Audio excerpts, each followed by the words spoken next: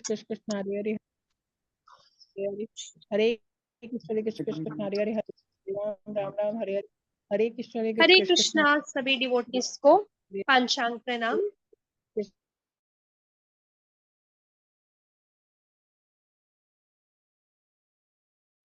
हरे कृष्णा सभी भक्तों को पांचांग प्रणाम। तो आज की क्लास शुरू करते हैं।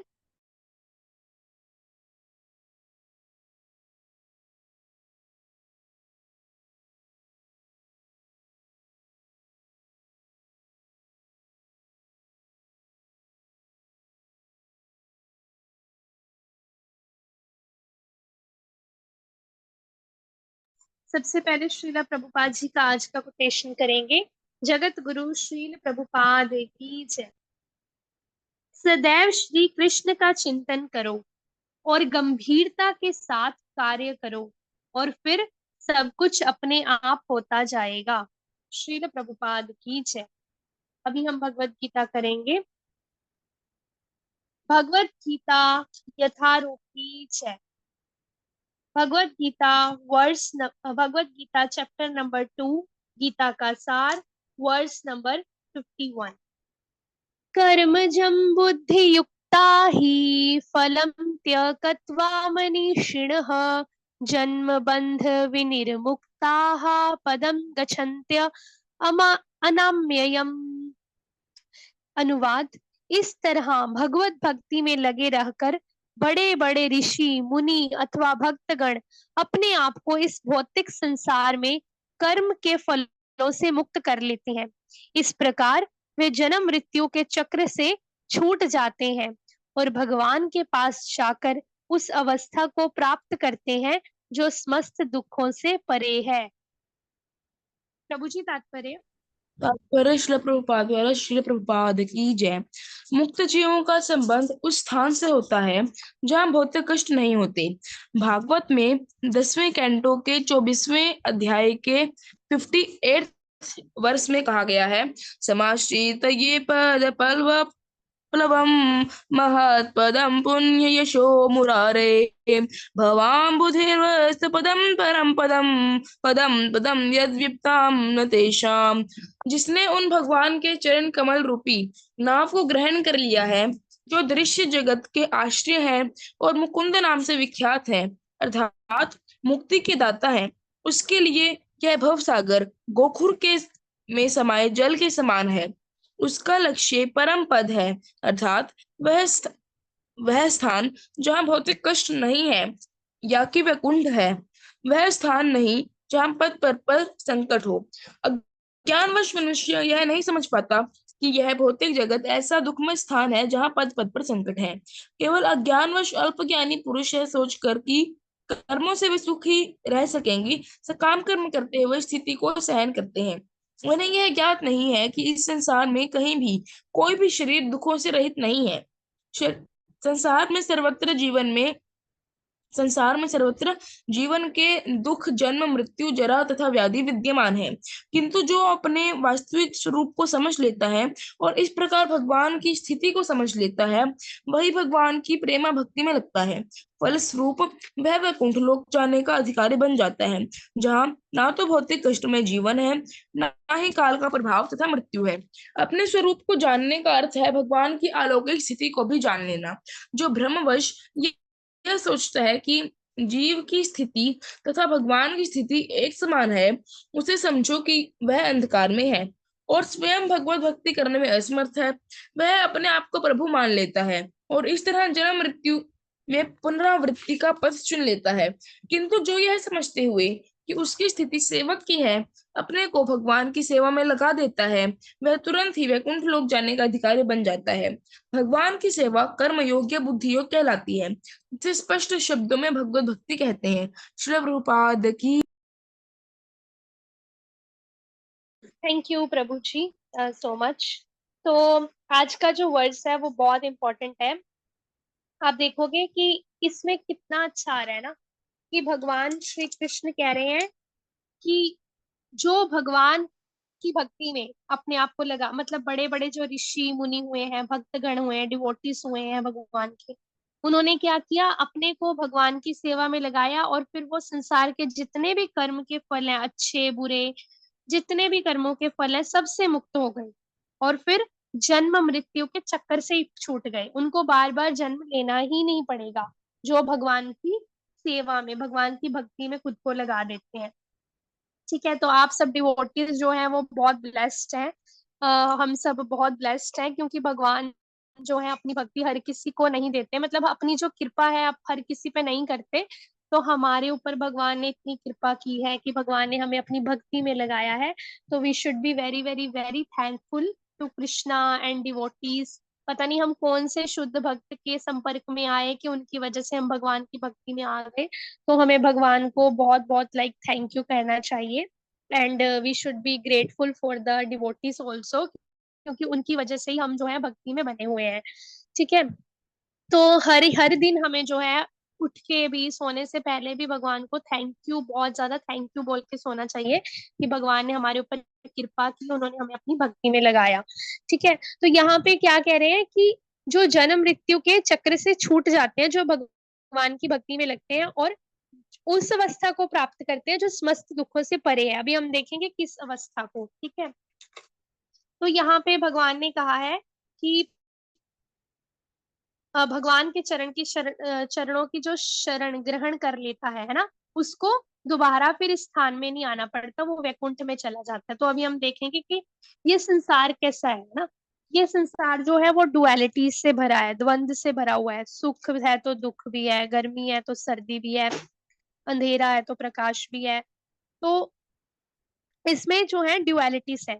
लेकिन हम सोचते हैं जो मतलब इंटेलिजेंट पुरुष होता है, शास्त्रों में कहा गया है कि बुद्धिमान मनुष्य कौन है, जो ये सवाल करता है कि मैं कौन हूँ, मैं यहाँ पे क्या कर रहा हूँ, मैं किस लिए आया हूँ संसार में, मैं यहाँ से कैसे निकलूंगा, है ना, मैं ये दुख सुख क्यों झेल रहा हूँ।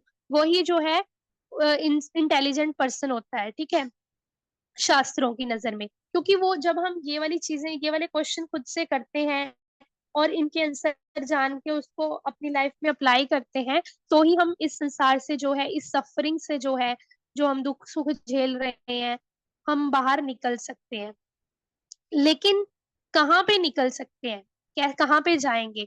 तो आप सबने सुना होगा, बॉलीवुड में एक बहुत हिट गाना हुआ था पुराने जमाने का, आ लेके चलूं तुझे ऐसे गगन के तले, जहां गम भी ना हो आंसू भी ना हो, बस प्यार ही प्यार पले, है ना।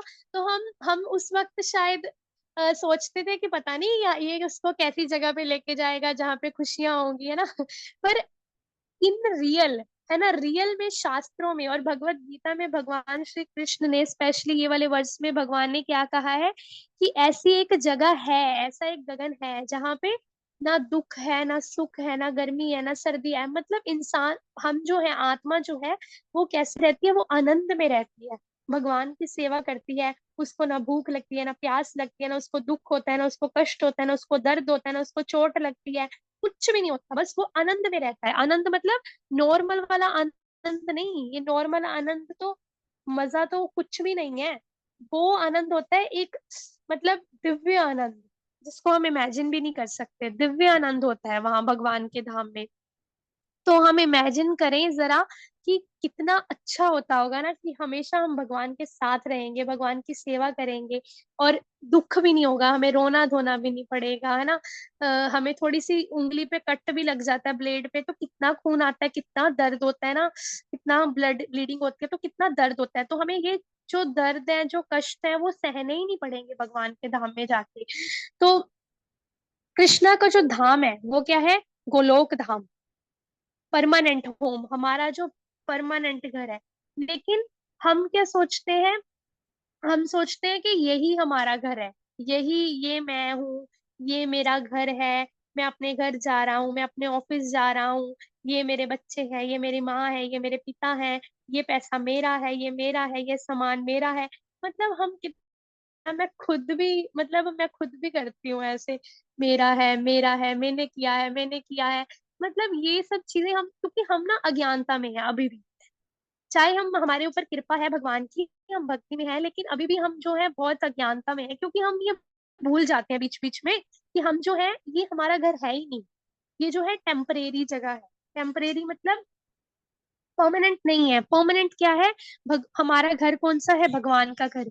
प्रभुपाद जी कहते हैं ना, simply chant, read my books, follow four regulative principles and go back home, back to Godhead. Back to Godhead मतलब बैक होम। होम कौन सा? भगवान के धाम, हमारा धाम, हमारा घर, परमानेंट घर, ठीक है, वो है भगवान का घर। तो हमें जो है, हमें भगवान यहाँ पे क्या कह रहे हैं कि अर्जुन को, कि तुम्हें, हमें अच्छे ना रहकर, अच्छे ना बने रहकर, सकाम कर्मों में जब हम पड़ जाते हैं तो हम क्या सोचते हैं? हमें अच्छा करना है ना। आज 55%, 50-60% लोग यही कर रहे हैं ना, कि गरीबों को खाना खिला देंगे, हॉस्पिटल खुलवा देंगे, लेकिन भक्ति नहीं करते वो। भक्ति नहीं करते, उनको बस ये है कि गरीबों को खाना खिला दिया, हॉस्पिटल खुलवा दिया, स्ट्रीट डॉग्स को खिला दिया, है ना। तो इससे हम क्या करेंगे? इससे हम अच्छे अच्छे काम करेंगे ना, तो भगवान तो मतलब ऊपर वाला हमसे खुश होगा। लेकिन उनको ये नहीं पता कि आप ये सब करके भी यहीं पे फंसे रहोगे, है ना। तो हमें क्या करना है? भगवान क्या कहते हैं? हमें केवल अच्छे नहीं बनना, हमें भक्त बनना है, भगवान के भक्त बनना है। और यहाँ पे लिखा है ना कि जो ये जान लेता है कि उसकी स्थिति क्या है और वो भगवान का भक्त है, भगवान का सेवक है, तो हमें, हमारी जो रियल आइडेंटिटी है वो क्या है? रियल आइडेंटिटी ये नहीं है कि I am Vinita, this is my home, this is my office, this is my things, this thing belongs to me, है ना। तो रियल आइडेंटिटी क्या है? I am eternal servant of Krishna, मैं कृष्णा का दास हूँ, मैं कृष्णा के भक्तों का, मैं दासों का भी दास हूँ। तो ये है हमारी रियल आइडेंटिटी। तो जब हम ये रियलाइजेशन कर लेंगे, मतलब सिर्फ बोल के नहीं, अंदर से जब हमें ये रियलाइजेशन आ जाएगा कि हम जो है भगवान के दास हैं, है ना, और हम डिवोटीज के भी दास हैं, भगवान के भक्तों के भी दास हैं, तो हम क्या करेंगे? हम अच्छे से खुद को भक्ति योग में लगा के रखेंगे, भक्ति मतलब भक्ति में बने रहेंगे अच्छे से। तो लेकिन हम क्या है? हम अभी अज्ञानता में है। अज्ञानता में होते हुए हम क्या सोचते हैं कि ये मेरा घर है, मेरे को तो यहाँ पे मजा आ रहा है, तो यहाँ पे बड़ी खुशी है, मेरा काम भी अच्छा चल रहा है, मेरा बिजनेस भी अच्छा चल रहा है, मेरे को खाने पीने को भी बहुत सारी आइटम्स मिल रही हैं, कुजीन्स मिल रही हैं, मेरे को घूमने को भी बहुत अच्छी अच्छी जगह है, तो मेरे को बेड है, एसी है, आराम से मेरे को सब कुछ है, मेरे पास सब लग्जरीज है, तो मेरे को यहीं पे ही रहना है। लेकिन ये तो हमारा घर है ही नहीं। तो अज्ञानता क्या है? तो एक छोटी सी स्टोरी सुनाते हैं कि एक बार ही क्या हुआ था, एक पर्सन था, तो नारद जी आते हैं विष्णु जी के पास, तो नारद जी विष्णु जी को बोलते हैं कि भगवान, मैं देखता हूँ कि आपका ये जो धाम है वो इतना भरा भरा नहीं है, लेकिन ये जो भौतिक संसार है इसमें इतनी पॉपुलेशन क्यों है? मतलब इतना भरा हुआ क्यों है ये? क्या कोई ऊपर नहीं आना चाहता? तो विष्णु भगवान बोलते हैं, नारद जी मैं क्या करूं, कोई ऊपर आना ही नहीं चाहता, है ना, कोई भक्ति करके मेरे पास आना ही नहीं चाहता। तो नारद जी ने कहा, ऐसा नहीं हो सकता प्रभु, आप बुलाएंगे तो क्यों नहीं आएंगे, सब आएंगे आपके पास, इतना अच्छा धाम है आपका, यहाँ पे कोई दुख नहीं है, यहाँ पे कोई कष्ट नहीं है, और ये भौतिक संसार देखो, यहाँ पे इतना कष्ट है, इतना दुख है, इतना लोग रोते हैं, तड़पते हैं, क्यों नहीं आएंगे आपके धाम? बिल्कुल आएंगे। तो विष्णु जी ने कहा, ठीक है नारद जी, आप ही ट्राई करके देख लो। तो नारद जी जाते हैं एक पर्सन के पास, तो वो जो पर्सन होता है ना, वो बेड पे लेटा होता है, ठीक है। तो उसके बच्चे होते हैं छोटे छोटे, तो वो बिजनेसमैन होता है ना, तो वो उसको कहते हैं नारद जी कि तुम्हें पता है एक भगवान का धाम है, वहां पे दुख भी नहीं है, कष्ट भी नहीं है। वो पर्सन ना सुबह जाता है काम पे, सारा दिन गधों की तरह काम करता है, रात को वापस आता है, फिर वापस आके उसकी पत्नी उसको डांटती है, उसके ऊपर चिल्लाती है, उससे लड़ती है, झगड़ती है, उसके बच्चे भी उसको चिल्लाते हैं, कंप्लेंट्स करते हैं कि आपने मुझे ये नहीं लाके दिया, आपने मुझे वो लाके नहीं दिया।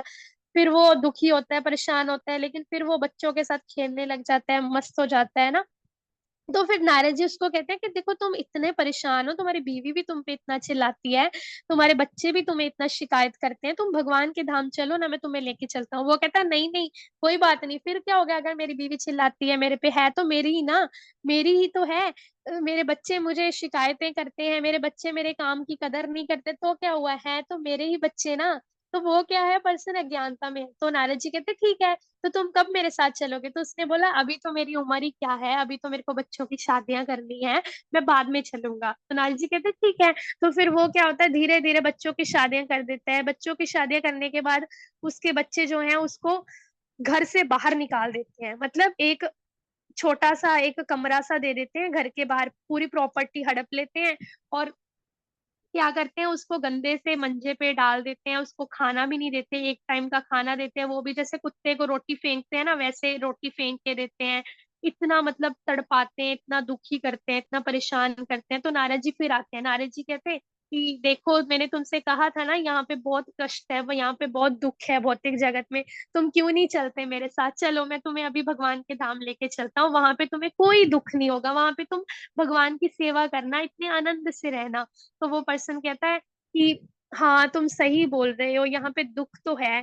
फिर वो बच्चों को देखता है, अपने पोते पोतियों को खेलता हुआ, वो कहता है नहीं नहीं, तो क्या हुआ, यहाँ पे दुख है तो मेरे पोते पोतियां तो खेल रहे हैं ना, मैं तो उनको देख सकता हूँ ना, यहाँ पे लेटे लेटी सी, फिर क्या हो गया, मुझे रोटी नहीं देते, मैं इनको देख के ही खुश रह लूंगा। तो फिर नारद जी सोचते हैं हाँ ये तो सच में बहुत ज्यादा अज्ञानी है। तो फिर नारद जी कहते तुम कब चलोगे? वो कहता है बाद में, जब जब मेरी उम्र हो जाएगी ना, बहुत ज्यादा मैं बूढ़ा हो जाऊंगा ना, तब चलूंगा। तो नारद जी कहते ठीक है। फिर नारद जी चले जाते हैं। और फिर वो जो बूढ़ा पर्सन होता है ना, ऐसे ही खांस खांस के, उसको कोई दवाई भी नहीं पूछता, वैसे ही वो मर जाता है। तो फिर उसके बाद क्या होता है, वो एक नाली में एक कीड़ा बन के पैदा होता है। कीड़े की उसको मतलब योनि मिलती है।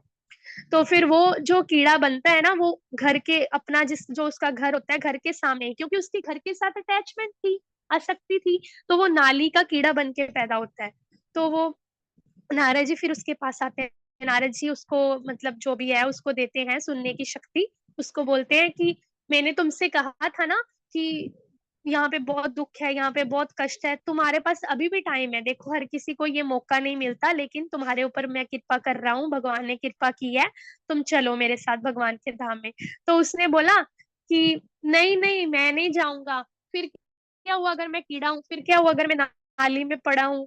मेरे को ये जो भी बचता कुचता पानी है या सब्जियों का पानी है, बचा कुचा जूठन जूठन जो होती है, वो नाली में फेंक देते हैं। वही मैं नाली से गटर से खा के खुश रह लेता हूँ। लेकिन मैं अपने पोते पोतियों को, अपने बच्चों को यहाँ से खेलते हुए देखता हूँ, आते जाते देखता हूँ, मैं बहुत खुश हूँ, कोई बात नहीं, मैं सह लूंगा।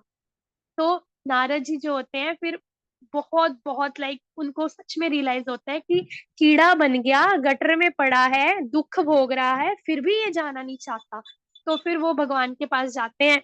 तो भगवान जो है विष्णु भगवान, तो वो उनका कृष्ण भगवान का तो ना स्वभाव ही यही है, हमेशा मुस्कुराते रहते हैं। तो भगवान ने कहा देखा नारद, मैंने कहा था ना तुमसे। तो नारद जी ना भगवान के चरणों पे गिर जाते हैं। तो भगवान को कहते हैं भगवान आपने बिल्कुल सही कहा था कि ये जो इंसान है ना, ये सच में नाली का कीड़ा बन गया, फिर भी इसको इतनी अकल नहीं आई, फिर भी ये अज्ञानता में है, ये आपके धाम आना ही नहीं चाहता, ये दुख कष्ट में ही पड़ा रहने चाहता है। ऐसे ही जो है हम भी क्या करते हैं, हमें लगता है कि यहाँ पे बहुत मजा आ रहा है, यहाँ पे आनंद मिल रहा है, सुख मिल रहा है। लेकिन ये जो सुख है ना, एक वैसा है जैसे मतलब एक मल होता है ना, जैसे एक पिग की कहानी हमने डिस्कस की थी। एक पिग के सामने हलवा रख दो ना, वो हलवा नहीं खाएगा। एक्सपेरिमेंट भी किया था साइंटिस्ट ने, हलवे को सूंघ के वो चला जाता है। लेकिन वो क्या करता है, वो जहाँ पे मल त्यागता है ना, उसी में बैठा रहता है, उसी को खाता रहता है। तो हम हमारी स्थिति भी वैसी ही है, ये जो भौतिक संसार है ये वैसे ही है, ये एक मल के समान है। हमें यहाँ पे मजा आता है, हमें लगता है अच्छा है अच्छा है। लेकिन जो देवी देवता हैं ऊपर से जब वो देखते हैं, उनको ये क्या लगता है, एक मल के समान, कि हम गंदगी में मल में बैठे हैं। लेकिन हमें, क्योंकि हमें यहाँ अच्छी अच्छी चीजें मिल, हमें ऐसे लगता है कि हमें अच्छी अच्छी चीजें मिल रही हैं, तो ये बहुत अच्छा संस्कार है। तो हम क्या है, अज्ञानता में है। ये हमारी जो है अटैचमेंट है, मतलब कि फॉल्स अटैचमेंट, फॉल्स ईगो की वजह से हम यहाँ पे बने हुए हैं। लेकिन भगवान जी क्या कह रहे हैं कि मेरा एक धाम है जहां पे तुम्हें दुख सुख के जन्म मृत्यु से तुम मुक्त हो जाओगे। और भगवान का धाम कौन सा है? भगवत गीता के चैप्टर 15.6 वर्स नंबर 6 में भगवान कहते हैं न तद भास्यते सूर्यो न शशांको न पावकः यद गत्वा न निवर्तन्ते तद्धाम परमं मम। मतलब भगवान का धाम जहाँ पे ना सूर्य के प्रकाश से, ना चंद्रमा के प्रकाश से प्रकाशित होता है, लेकिन भगवान का धाम वो है जो सेल्फ इल्यूमिनेटेड है, ठीक है, और वहां से हमें कभी भी वापस नहीं आना पड़ता। तो इसीलिए प्रभुपाद जी क्या कहते हैं, दिस इज एन इमरजेंसी, ये इमरजेंसी है। तो इमरजेंसी क्या है, जल्दी से कुछ भी करो, निकलो यहाँ से, भक्ति करो, कैसे भी करो, माला करो, रो पीटो, मतलब जितने मर्जी दुख मिले, उठो, जल्दी उठो, सुबह ब्रह्म मुहूर्त में माला करो, भगवान की भक्ति करो, सेवा करो, आरती करो, भगवान को भोग लगाओ, है ना, डिवोटीज की सेवा करो, प्रचार करो ज्यादा से ज्यादा भगवान के नाम का, और इस संसार से, इस दुख भरे संसार से बाहर निकलो, है ना। हम नहीं चाहते कि हम वैसे कीड़े के जैसे नालियों में पड़े रहे, छिपकलियों के जैसे इधर उधर दुखी होके घूमते रहे, जिनको कीड़े मकोड़ों को कोई सुद्धि नहीं है, उनको पता ही नहीं है भगवान क्या होते हैं, वो घूम रहे हैं बस खाने की तलाश में इधर उधर, है ना। हम चाहते हैं हम वैसे बने, फिर से नहीं चाहते ना। हम चाहते हैं कि हम भगवान की सेवा करें, भगवान के चरणों की सेवा करें, भगवान के पास जाके। तो हमें क्या करना पड़ेगा, हमें अपनी रियल आइडेंटिटी पहचाननी पड़ेगी। रियल आइडेंटिटी क्या है, जीवेर स्वरूप होए कृष्णेर नित्य दास, मतलब मैं भगवान का दास हूँ, ठीक है। फॉल्स ईगो क्या है, ये मेरा घर है, ये मेरा है, ये मेरा ऑफिस है, मैं अमेरिका का वासी हूँ, मैं इंडिया का वासी हूँ, मेरा नाम ये है, मेरा नाम वो है। लेकिन रियल रियल आइडेंटिटी क्या है, मैं कृष्ण का दास हूँ, और एवरीथिंग बिलोंग्स टू कृष्णा, हर चीज कृष्णा की है। जो मेरे घर वाले हैं जिनकी मैं सेवा कर रहा हूँ, वो भी कृष्णा के ही अंश है ना। ममई वांशो जीवलोके, भगवान कहते हैं ना। तो ये भी भगवान के ही अंश है, तो मुझे इनकी सेवा करनी है, ताकि इनको भी मैं भगवान आपकी भक्ति में लगा सकूं। तो हमें जब ये रियल आइडेंटिटी हमें समझ आ जाएगी, तो हम क्या करेंगे, जो भगवान ने अर्जुन को कहा है कि तुम जन्म मृत्यु के चक्र से मुक्त हो जाओगे, और फिर भगवान के धाम में आ जाओगे। तो हरे कृष्णा सभी भक्तों को पांचांग प्रणाम। माता जी आप ऐड करोगे। हरे कृष्णा माता जी, पंचांग प्रणाम। एक बार अनुवाद पढ़ लेंगे प्रभु जी। जी माता जी। इस तरह इस तरह भगवत भक्ति में लगे रहकर बड़े बड़े ऋषि मुनि अथवा भक्तगण अपने आप को इस भौतिक संसार में कर्म के फलों से मुक्त कर लेते हैं। इस प्रकार वे जन्म मृत्यु के चक्र से छूट जाते हैं और भगवान के पास जाकर उस अवस्था को प्राप्त करते हैं जो समस्त दुखों से परे है। तो अगर कोई ये मान के चले कि ठीक है कि कर्म के फल हम दे दें तो हमको क्या मिलेगा, ऐसी अवस्था प्राप्त होगी जहां पर सुख ही सुख है, दुखों से परे, वहां से नीचे नहीं आना पड़ता, क्योंकि कर्मों का सारा बंधन ही हमारा कट गया। इसलिए व्यक्ति को दोबारा संसार में यानी कि इस मृत्यु लोक में नहीं आना पड़ता। और अगर कोई व्यक्ति पूछे कि क्या ऐसा कहीं हुआ है, कोई ऐसा केस स्टडी है, देखा है कुछ ऐसा कहीं, तो भगवत भक्ति में रहकर लगे रहकर बड़े बड़े जो ऋषि मुनि हैं वो तर गए हैं। जब वो तर गए तो हम भी तर ही जाएंगे, आप भी तर ही जाओगे। यूजुअली होता है ऐसा कि जो बड़े बड़े लोग कर रहे होते हैं तो कॉमन मैन जो होता है उसको फॉलो करता है, वो कहते हैं कि हम भी वही करेंगे, है ना। तो जैसा हम देखते हैं कि अलग अलग हमारे होते हैं, हमारा अलग अलग टेस्ट होता है, अलग अलग लोगों को हम फॉलो करते हैं। कोई प्रधानमंत्री को फॉलो करता है, कोई फिल्म के एक्टर को फॉलो करता है, कोई साधु संतों को फॉलो करता है, कोई एक पर्टिकुलर गुरु महाराज जी को फॉलो करता है ना। कोई शास्त्रों को फॉलो करता है कि उनमें इतना लिखा हुआ है, इतने बड़े बड़े लोगों ने ये किया, हम भी ये करेंगे। भगवान कह रहे हैं मनीषीण, मतलब बड़े बड़े दिग्गज ऋषि मुनि भी तर गए, इसको बोलते हैं बुद्धि युक्ता।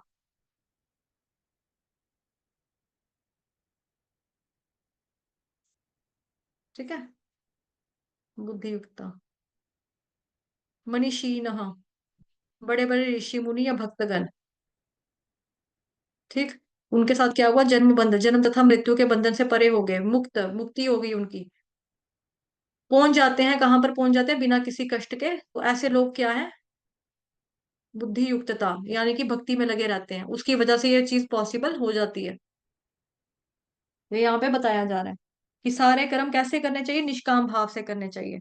निष्काम कर्म से क्या होता है, जन्म जरा मृत्यु व्याधि से आपको जो चक्कर होता है इसका 84 लाख योनि का, इससे हम निकल जाते हैं।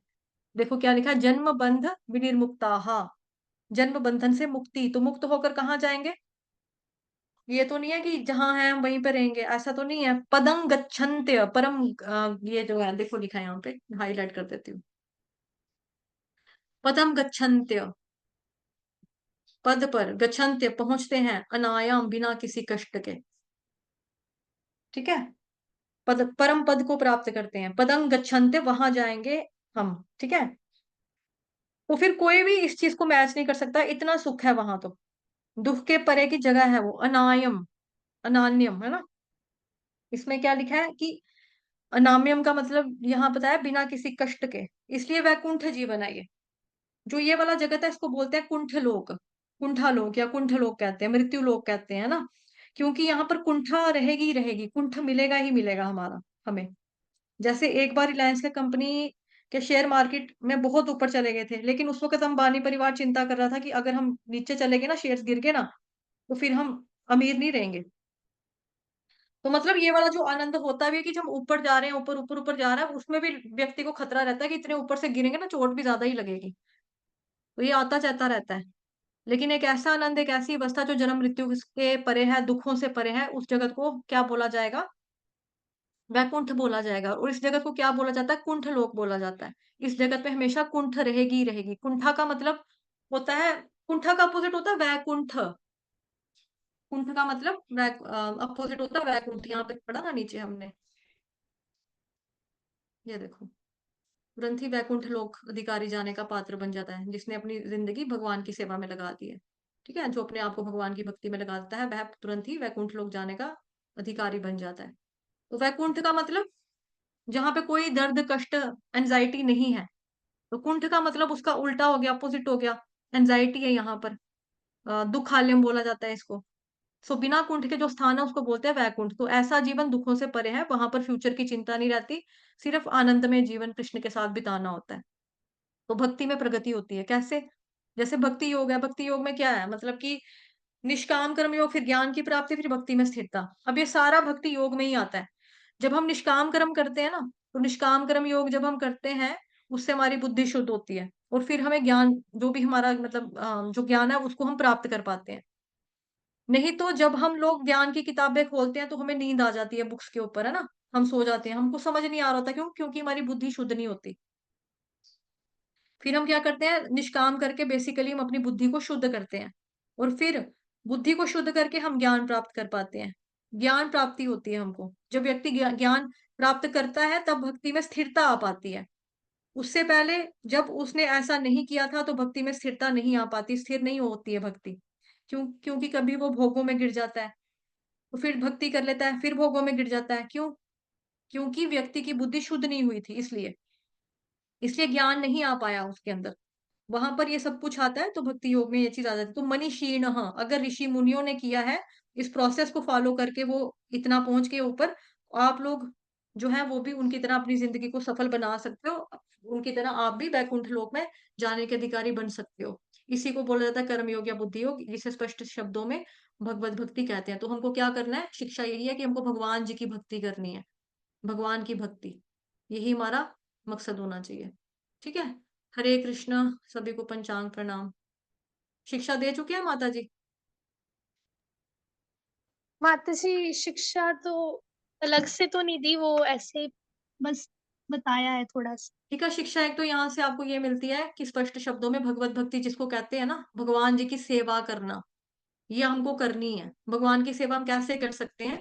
सबसे पहली सेवा जो है, प्राइमरी सेवा, जो मतलब बताइए, हमारे मॉर्निंग साधना, मतलब आपको हरे कृष्ण महामंत्र का जप जो है, ये तो किसी भी हाल में करना ही करना है, इसको कभी भी नहीं छोड़ना है। इनफैक्ट अगर आपको लग रहा हो कि जिंदगी में चीजें ठीक नहीं चल रही हैं, फिर भी आपको ये चीज करनी ही करनी है। श्रवण करना चाहिए, कीर्तन करना चाहिए। उससे क्या होता है, श्रवण से क्या होता है कि आपकी भगवान जी के प्रति आसक्ति बढ़ती है, आपका प्यार बढ़ता है भगवान जी से, प्रेम बढ़ता है आपका। ठीक है, वैसे प्यार वर्ड जो है उर्दू का वर्ड भी है, और हमारे मुंह से निकल जाता है यूजली, पर जो प्यार शब्द है ना, ये भौतिक जगत का शब्द है।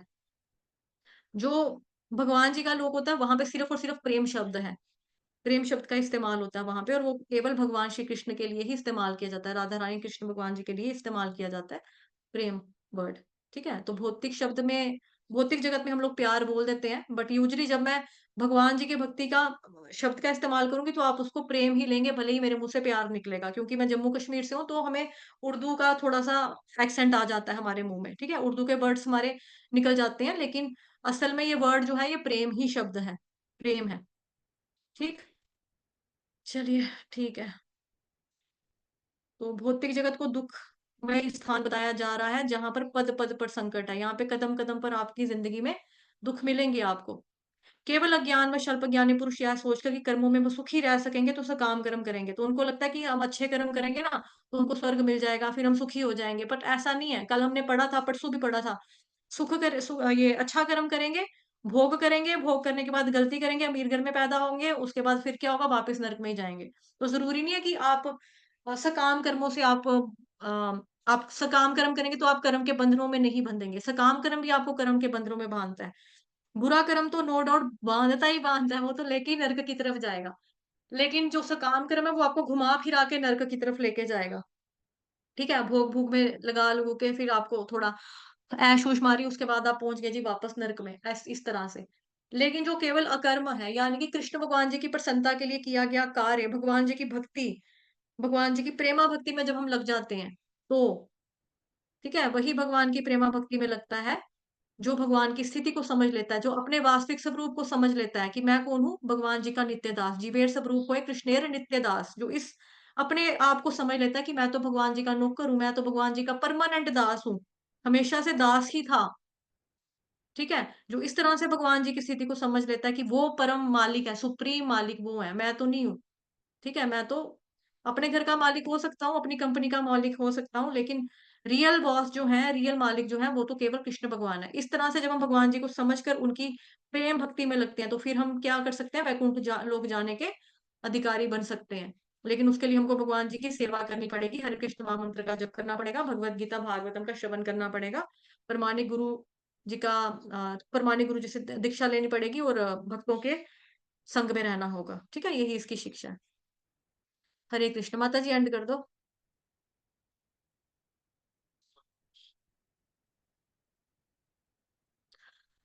वांछा हरे कृष्ण कल्पतरुभ्यश्च वाञ्छाकल्पनां वाञ्छाकल्पतरुभ्यश्च कृपा सिन्धुभय एव च पतितानां पावनेभ्यो वैष्णवेभ्यो नमो नमः। अनंत कोटि वैष्णव वृंद की जय। श्रील प्रभुपाद की जय। निताय गौर प्रेमानंदे हरि हरि बोल।